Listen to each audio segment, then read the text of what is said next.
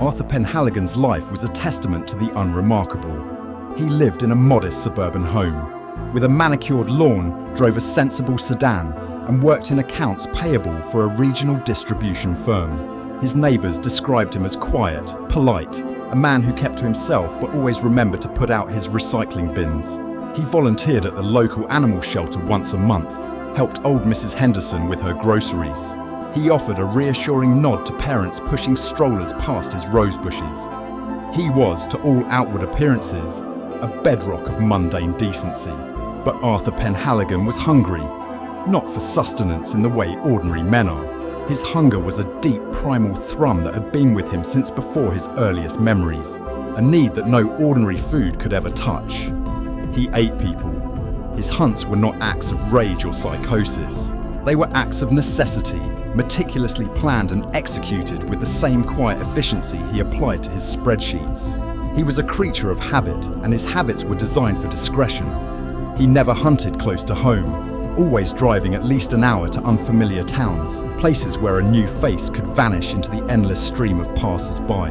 He preferred the twilight hours, not because of darkness, but because of the thin veil of solitude that sometimes falls over city parks, or quiet alleyways just before the streetlights fully awaken. His victims were never chosen out of malice or moral judgment. They were simply available. A late-night jogger taking a detour through a dimly lit trail. A lonely traveller waiting for a delayed bus in a deserted station. A young person lost in their phone, lingering too long in the periphery of a bustling square. He didn't stalk them with gleeful anticipation, but with the cold, precise focus of a butcher selecting a cut of meat. There was no joy, only the methodical satisfaction of a need about to be met. The process itself was quick, clean, and practiced. He never left a trace, a ghost in the urban landscape. His victims, for all intents and purposes, simply ceased to be. Missing persons reports would pile up. Families would grieve and detectives would chase phantom leads, while Arthur Penhaligon would be back at his desk by 9 a.m, politely responding to emails about quarterly expenses. After a successful hunt, a strange calm would settle over him. The gnawing emptiness would recede, replaced by a profound, if temporary, satiety.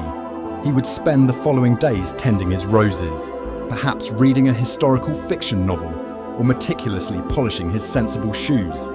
He would be the epitome of quiet civility, a man utterly indistinguishable from the millions around him. But the calm was always fleeting, the hunger was a tide, and eventually it would always return.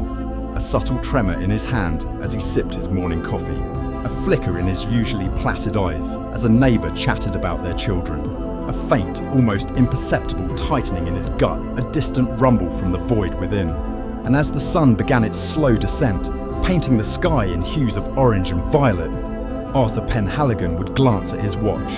The hour was approaching, the car keys would be found, the familiar route would begin. For Arthur Penhaligon knew that beneath the veneer of quiet suburban life, the city was always teeming, and somewhere out there, walking through the fading light, was his next meal.